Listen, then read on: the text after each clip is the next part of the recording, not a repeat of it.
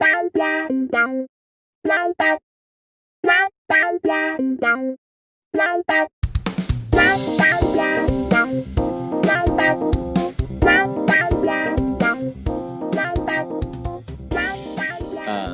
start with the introductions. Hello, everyone. I'm Gabriel. And I'm Noah. And today, for the first time, we're doing this, the new first episode of Chair Champions Talk, where we talk about film, and stuff. We're not right next to each other like we normally are. We're doing this over a call, isn't that right? Yep. So, wow. Fourth time's the charm, I guess. Yeah. Hopefully this will work out better. We plan on recording on Wednesdays, and then I'll be posting it on Thursdays. And this is just audio, so if you want to listen to this while doing other stuff, you absolutely can. And if you have suggestions, tweet us at Gabe and Noah 1 at our Twitter, and we'll take a look at it, and stuff like that will happen. So, what is today's episode about, Noah? I believe it is about Apocalypse Day. Mm-hmm. And it's this, I guess, stick figure's delight of a movie. Mm-hmm. I'm still trying to process what it's all about, but yeah, let's get into it. Yeah. Well, today we're going to start with the software section, which is usually my area, which would be an analyzation kind of thing of the animation, sound effects, and stuff like that. Now, and then I probably do hardware, which is like characters in situations like that, but the voice acting and stuff. Voice acting and stuff, but because, granted, this is, I believe, our first sub movie. Our first subbed thing, and normally we would do something in English or a dub, for the most part. So it's gonna be a little bit more on the software side this episode. Yeah, but don't worry. Next week we plan on doing Elf, which will definitely be an interesting because talk. It's a freaking cult classic. That's why. But yeah. So Apocalypse Day is an animation made by Inc. I put a link in the description, stuff like that. It's not on YouTube as of the recording of this video, as far as I know. It is on, I think, a Japanese or Chinese YouTube called Bilibili. There'll be a link to it. You can watch it yourself. It's free to watch. And probably better on a computer than mobile. Yeah, preferably you should watch it on a computer if you can. But animation-wise, I think it was a very well done animation. Although something they did in it that I noticed, that most animators would probably point out, is that they did a lot more.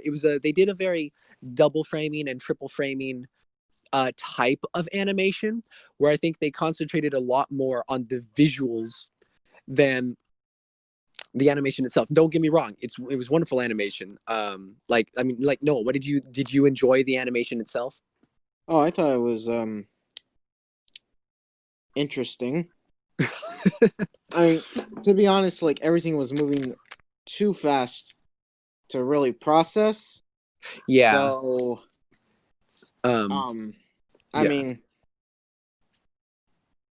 as much as I could can collect from it, it was a very it's a very good pilot for maybe an anime or a show that you're kind of Kickstarter sort of deal. Yeah, it gives a lot of it gives another thing about pilots is that they, from what I know, they jam pack a lot into it so that you can be okay, now I know what to look forward to, type of thing. Yeah, and I'm not always a big fan of pilots because usually the creator or creators usually use a lot of money, a lot of time to even create that. I'm sorry, burping. That video alone, that they're going to be a bit in the red. Yeah. And, loss of motivation by the time like episode 1, 2, 3 like Mhm. start piling in. Yeah, that can be that can a lot of times be a problem. A lot of people will put a lot and I mean like a ton of effort into the very first episode, and um it sometimes causes some problems. And while it was we both agree that it was a well done, like it looked cool, it was fun to watch to a degree, but there are definitely some parts that could be improved. For the animation, like you said, it goes very very fast, and that's why I think there that was some of the problem with the double framing and triple framing, because while double framing and triple framing is an easy thing to use, or even quadruple framing is very good to use when you're trying to make subtle movements and things like that. You're trying to like make a walk cycle or anything like that. Whereas in a lot of action scenes, while you can utilize those kinds of frames fairly easily, it's best to, I think, to use single frames, because it allows it, usually it looks smoother, and it gives you more chance to see what's happening to a degree. And while you can do double framing in those scenes well, and framing as well as too, it's just it sometimes becomes a little too much to say to process. Like you said, like I thought, I assumed you were going to be a little bit confused with it, because like first time watching it, I was too, um, with all the colors and stuff. Um, and what did you think about the pacing of it? Like, did you feel like it was going quick? Like literally, it felt like how do I put it? You ever see like those old films back on Newgrounds Mm-hmm. when when everybody was just starting out in animation and they wanted to get their stuff out as soon as possible, Yeah.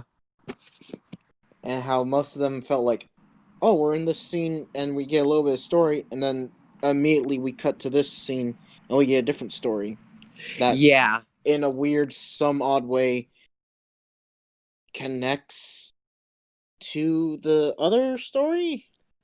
Yeah. They did a lot of that in this one. Um, I do. Yeah, I do think the pacing could have been done just a little bit better.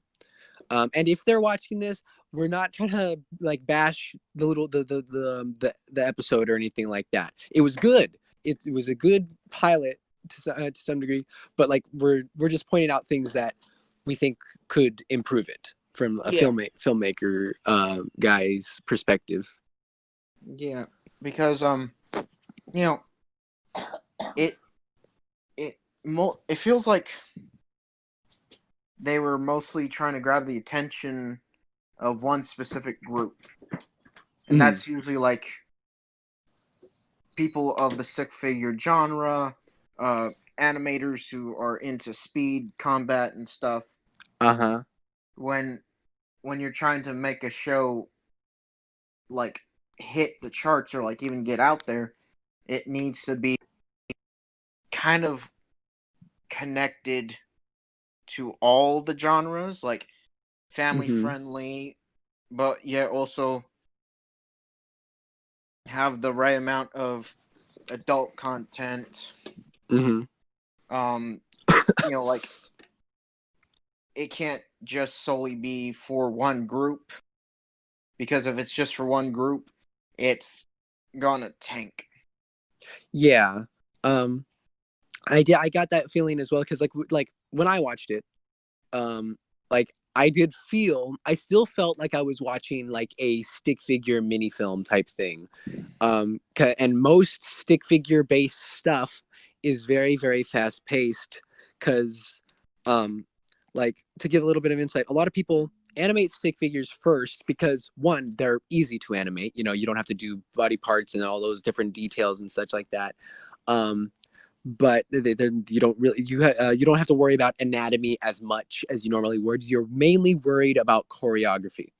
with that comes the fact that since you're worrying so much about choreography, you're only worrying about the pacing of fight scenes. And when you want to make a successful show, there has to be good pacing in things that are not the fight scenes, like the like talking. Yeah, yeah, dialogue, yeah, dialogue and like stuff. Let's go to the the hardware subtle. section. What did you think of the actual voice acting itself? Actually, See, I can't really put a lot input into it because, for one, it's yet again a subbed, not a dubbed. So mm-hmm. I didn't really know the language, but from what I could tell, it seemed, I guess, accurate to the situations that were in the Mm-hmm. film. But Okay. also, there was like a sense of like monotone, like here and there. Yeah, I know. I noticed that a bit too. Out of all the voice actors, my personal favorite was Ink. And Ink was which one again? He's the big guy with the hammer, the red guy. Oh, I thought that was an axe. Oh no, I think it is an axe. It's like a half axe, half hammer type thing. I'm like, yeah, I know my weapons. um. Yeah. You know, you're right. It's an axe. But yeah, that's he's Ink. And as far as from what I've seen, he's a lot of people have been quote unquote simping over the guy. um, I don't know how you'd simp for Stick figure. for a stick figure, but I mean to his own pleasure, I guess. But I just thought he was a, out of all that, I only caught what he was doing. You Like, could go ahead. just I could really only focus much on what he does because he was the only one I saw that actually had character in it. Yeah. I could get that. He felt more fleshed out in a degree. Like you gravitated towards him. Like there's a lot of Like mystery behind him.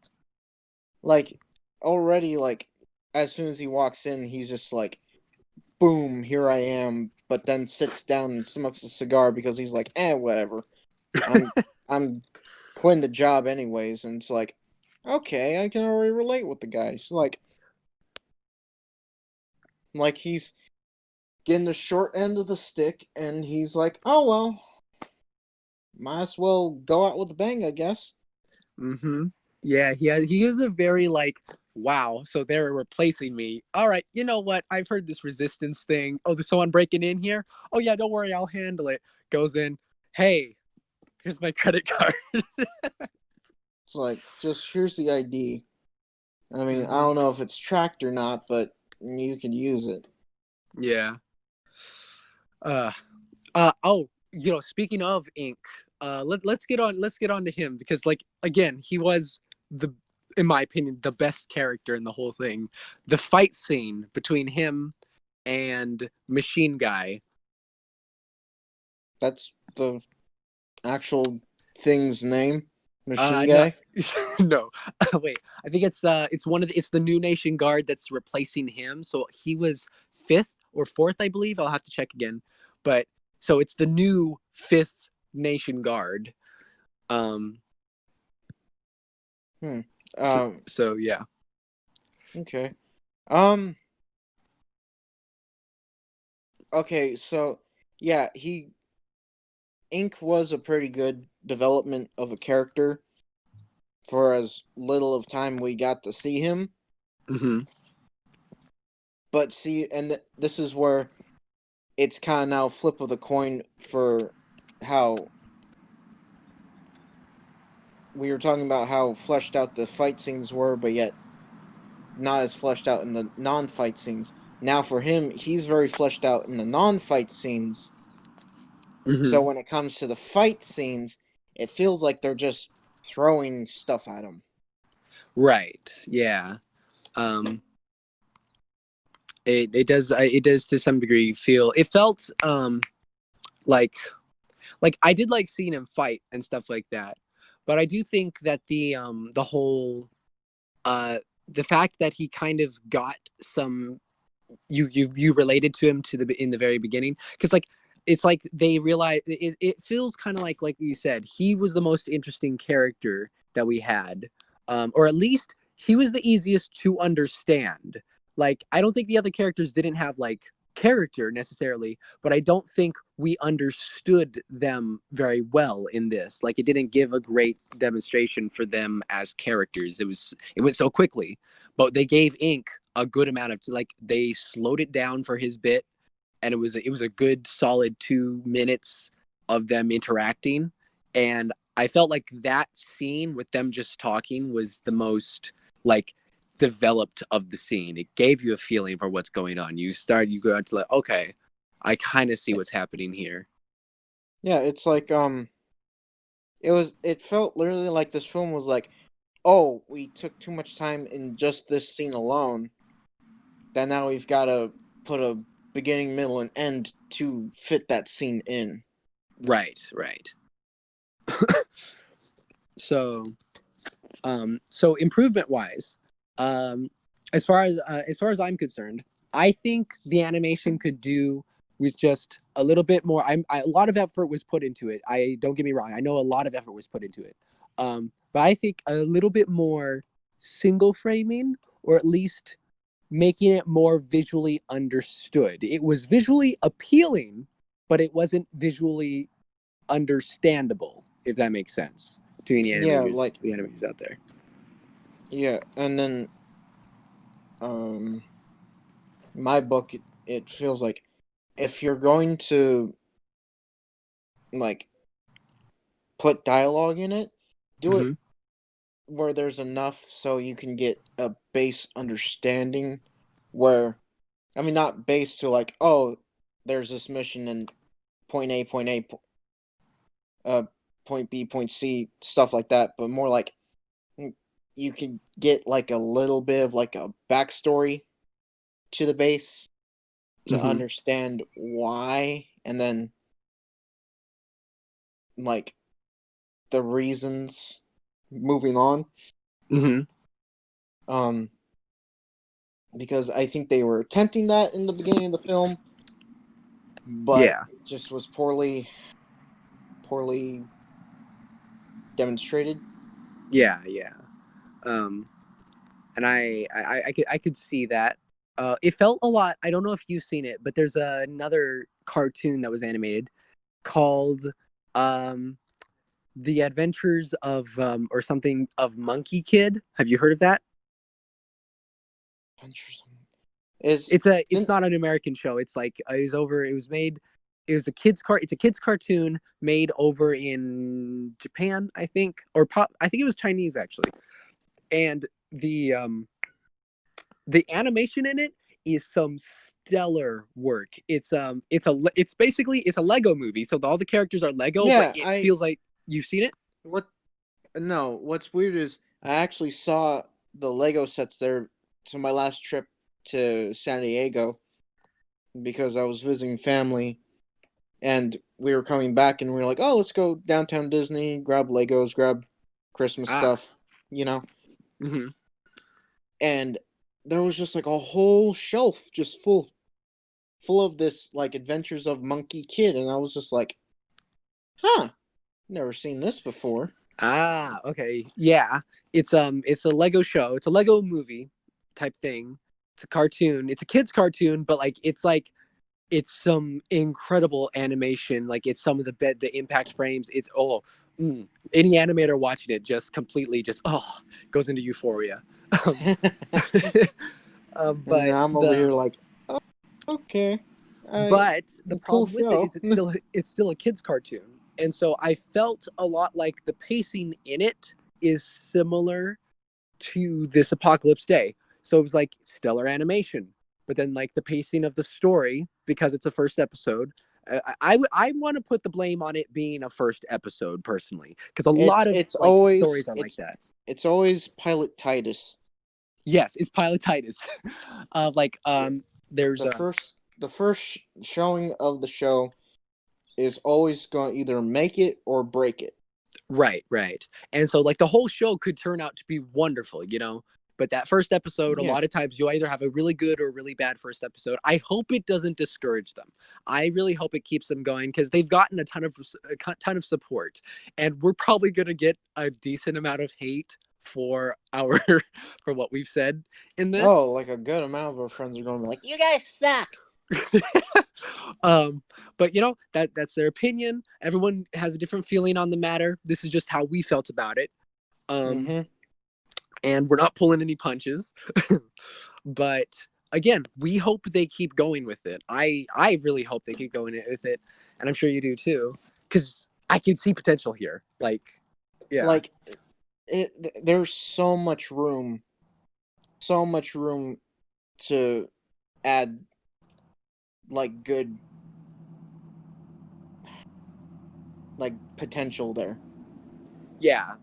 Like I that last bit in the film where I think they were talking about like the evil bad guy, like the head honcho or something like that, Mm-hmm. is connected to the main protagonist somehow. Like that is a good plot. Yeah. Like, Let's oh see wait, if am I we your can son? flesh that out Or I think more. she's a girl, daughter. It's like it's like you can't just like boom bang boom I'm your father Darth Vader style. Right. Yeah. Like you use that for like a cut print dry situation Mm-hmm. like in later on. Right. Um, I think they're like from what I after watching it a couple times, I think I kind of got a basic idea of what's happening. So, there was a war, I believe, um, and I could be wrong on this because they don't. It's not confirmed yet. You know, there is some mystery. There's still some lore to be evolved here to be found out about. But there was a war, I think, and then at the end of it, like this government type thing took over, and they said, "All right," and I'm sure you got this part too. It's like, okay, we will give you infinite lasting peace. We have all this figured out, right? We have conquered practically the whole world, and we will give you infinite lasting peace if you give us 1 million firstborn children. So one, we don't know why they want these firstborn children. That's a whole mystery in and of itself. Two, um, this lady who we know is gonna be like one of the most hated characters, the pink lady. Yeah. She's gonna easily, I can tell just the way she is. It's later on, we're just gonna be like, oh no, if she shows up, I'm gonna flip out type of thing. She looks like one of those kinds of characters and acts like Like it too. she's already you could see like she's deceptively nuts. Yeah. Oh, it's just no, please no. But I'm excited to see where they go with that. But yeah, so the Nation Guard seems to be like a type of like the top, like the Big Five or the top It, 10 that's beings. that's like what I get off of this is like I think it's like a war of the world sort of deal where it's like Mm-hmm. alien robot people came down, fought this world, and the people that lived on it lost, Mm-hmm. and it's probably like taken like a couple decades and stuff to be fully like broken down, Mm-hmm. and in order to officially finalize that these bad guys are here to stay, like we are now your commander situation, Mm-hmm. they're giving them the peace play, which is Yeah. we won't fight you anymore as long as you give us your last bit of hope. Yeah. Which And is that bit of hope is those children, mm-hmm. because easily those kids, if they were paid for peace, be used as the next generation of like uh overseers or like Right. world conquerors and stuff like that. Yeah, like they've already said it for like we live. It's the world is kind of like a place where having extraordinary abilities is not uncommon. Like most people have some strange ability of their own, basically like quirks in essence. So, and that's where it's like we control the kids, we control everything else. Yeah, control the kids, control the future type thing. Mm-hmm. Um, but that brings up, I think something they did well with Ink is the and I'm still on that still on the same topic of that using him they set a bit of a power ceiling. They set a bit of a like, okay, this guy is immensely powerful and this is your current power scene. This is like where you not power scene, your power um outline type thing or ceiling, that's what I said, where it's like here is a very powerful being. Like you compare him to the girl's name and you're like, geez Louise, like just summoning his axe blew her off her feet. Or just like a simple kick knocked out like a whole wall. Right. Yeah. He did one movement, knocked out, destroyed the wall. It was gone. And the bullets were, and he was fast enough to stop bullets. So he's fast, he's strong, he's so much more powerful than our main characters. And he's not the most powerful character in the series. So that puts into mind how crazy things are going to get. Yeah, because or it's like they've now have reached the limit for natural born strength with this guy, and the Ah. reason why he's been taken out, like been demoted or something, Uh is huh. because they souped up somebody close to him and then put upgrades to that person. Yeah, they found out how to enhance an already powerful being. So, like, okay, so this is what we get. This is the top of the ceiling we get when you're just born like that. Well, how about we take that and then enhance it tenfold? Oh, this is much better. We don't need you anymore. Exactly. So, but yeah, that gives a good power ceiling type of thing, an outline. And I'm curious how they're going to go with that because the fact that an entire city can easily be destroyed so easily puts into mind how little they care about what's going on. Not the people, the characters, the bad guys. How little they care about the people, what's going on. Like, oh, Mhm. cities, yeah, we don't need those. We can rebuild those quickly. Like in a couple fight, like in a couple minutes alone, like the fight with the metal man or a machine Nation guy. Guard 5, I think. Yeah, that guy. Like already, like half half a street, half a town, like like a strip in a city, Mm-hmm. like, and I believe a connecting train line just demolished as soon as that guy Yeah. got punched out of underground and into the sky. Yeah. So it's like we got a lot of danger happening. A lot of stuff like that. And there's one last thing I want to dance on before we end the episode. There was a bit. Um, I'm worried about one thing. How much time or how well are they going to concentrate on each individual character? Because, like we said, Ink was the most interesting in this episode. Um, who would you say? I would say the second most interesting to me was the pink lady, actually. Even though she's the bad guy, she seemed like the second most interesting to me. I think the little kid to me was interesting because Oh, yeah, right we should there you touch on kind that. of saw some backstory Mm-hmm. into what the situation's like. Yeah.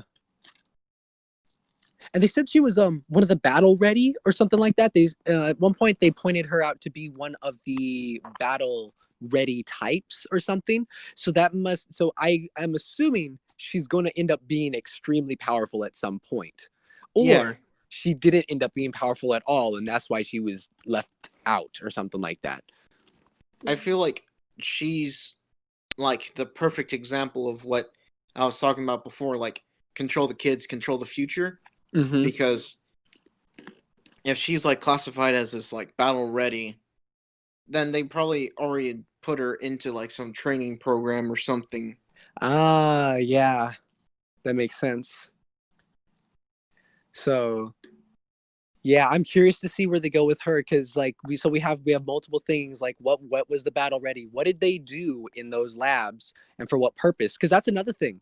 We still don't technically know what they want, who the bad guys seem to want.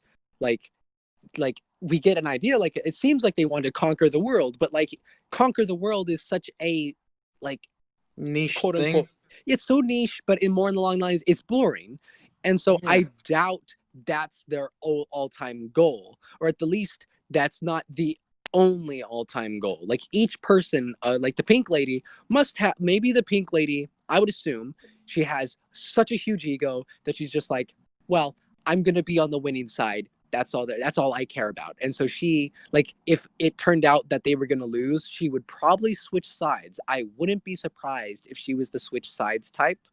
She was Um, like, as soon as she debuted or was shown, you mhm. already got like a narcissistic um feel to her. Yeah, I'm So greater than you in your dirt type thing. yeah, so it's like it could go either two ways. Either one, she's like, "Oh, I'm going to stay on the winning side no matter what," where she Uh huh. switches sides in that, Uh or huh. she's so stuck in her ways of like she's so like I'm the best that she's not going to leave the losing side and just go full bonkers just trying to make sure she's comes out on top. Yeah, that seems like a very, very high like I'm gonna come out on top or I'm gonna die trying, but that's never gonna happen type of Yeah, thing. or it's more like either I kill you or like nothing. Either I win or we all lose. Exactly. So yeah, that's gonna be that would be a problem if it was just like, all right, I'm gonna nuke the planet. Since I see I'm not gonna win, like, you know, like you said, such a high ego that she's like, well, if I can't have the Earth, nobody can, type of thing. Yeah. So yeah, you have them. So yeah, the three most interesting. Which it's weird that the main character, at least no, in my opinion, wasn't the most interesting. There is mystery there, and there's stuff I hope they explore. But Hmm. the three most interesting were Ink, Pink Lady, and The the little little girl. girl. Yeah. So on a scale of 1 to 10, hardware, what would you say, Noah? I'd give it like a five, four and a Mm-hmm. half. Yeah. For software, for me, I think I'd give it a 6 or 7 out of 10 because the visuals, it was very nice to watch. And if I talk about just the backgrounds too, the backgrounds looked very nice. And I have to say, I was surprised by how much of the characters, when they had like fingers and like feet and more detail, they did more of that than I thought they were going to do. I thought there'd be a ton of just like classic stick figure looking stuff, but they had Hmm. more, you know, actual fully drawn out stuff, and I have to Yeah, say it's like that looked pretty cool. yeah, like full cartoon sort of Hmm. deal. So I'd give it a 6 or 7 out of 10, 6.5. So Yeah. So those are go. our overall ratings. We're hoping. I don't know when I haven't heard anything about when the next episode, if there's going to be another episode when it gets released. Um, but if there is, you can bet on us probably watching it. Do you think, Noah, we'll probably watch it? Yeah, probably just to like you know can continue on the story. Mm-hmm. So yeah, Apocalypse Day, everyone. A good start, not perfect, but but we're looking forward to it. Um, so yeah, so before we end the episode, um, let me say, like I said in the beginning, if you want to tweet us movies, TV shows, suggestions for anything, you can tweet us at Gabe N Noah 1 on Twitter. Give us ideas, and we will look over those and do our best with them. You can also comment in the description different things you want us to bring up. We might try game discussions at some point. We're sticking with movies and films. But yeah, I'm Gabe, Now I'm Noah. and this has been Chair Champions Talk. Catch you later. Farewell.